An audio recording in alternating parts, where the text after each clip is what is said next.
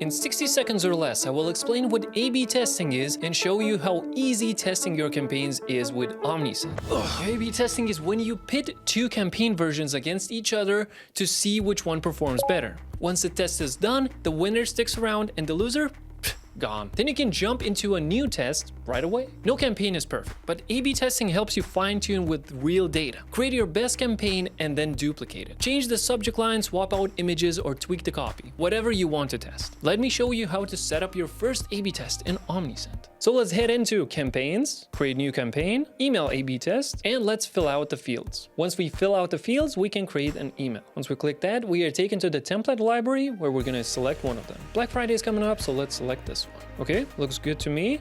Let's finish editing. And now we can add the B version. So let's click here and it's going to duplicate that email. Now what we can do is change the email content, change the subject line, pre-header, anything we want with it. In my case, let me just change the subject line. Once I'm satisfied, I can click on next step, choose the audience, and then select the percentage of people who will receive the A and B versions respectively, and how we will decide the winner. And that's how you can maximize your campaign performance, one A/B test at a time. Found it, dude.